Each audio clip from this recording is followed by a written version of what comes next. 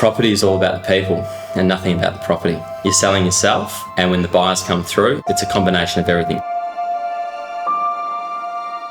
Growing up, there was a lot of change. I've probably lived in 50 different homes. I've been to 7 schools. I've lived in 2 countries. So I was always the new kid. So from 5 years on, I was always pitching myself to make friends, to go to birthday parties, this, that and the other, get on sports teams. So there was always a pitch. So I've been pitching myself the whole way through. And I think those lessons learned have actually carried perfectly through into a listing presentation. So I'd be walking into homes at 21, 22, 23, up against guys that were established, and I'd have no fear. I'd be pinging, jumping around and connecting because it was no different. It was actually easier for me to list because it was either me on 2 people or one-on-one, as opposed to walking to a classroom as a kid with nothing to offer in front of 30 kids that just want to tease you. So I loved listing because I walked in, I thought this is my arena, and I think that was a massive shift in my career. So advice for real estate agents is to not get caught up because you never had the commission before you went to the house. So be yourself and be true, because if you leave there without it, it doesn't matter because you never had it. I don't feel like a real estate agent. I don't perceive myself as a real estate agent. I see myself as a creative marketing agency and a negotiation company that happens to deal in property. It could be art, it could be food or wine, it could be travel. But it just happened to be real estate because I fell into it. And I'm just leveraging the property as the medium.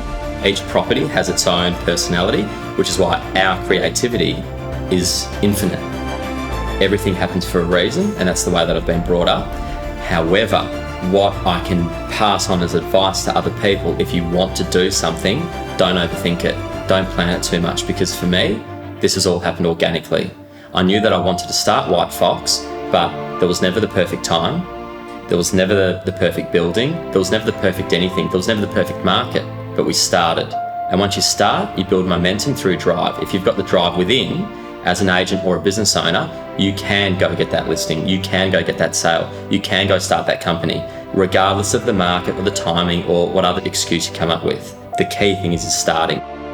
People like to throw the word disruptor around here and there, but we're very bold, we're very polished, and we're matter of fact in our communication. So we've built a language around the brand, which really helped us stand out in the beginning. A lot of people were laughing, what's the deal? Obvious seals the deal.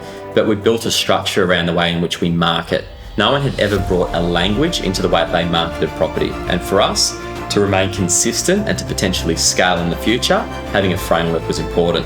We then combined that with black and white photography, very, very good internal creative videos, and the combination of those things, along with beautiful property, great staff, great communicators and connectors, is what shifted it. So I think it's the combination of all those things coming together, which again is doing a few things really well that combined adds up to that 10, 15, 20%. Not better than another agency, but different, and different sometimes is better.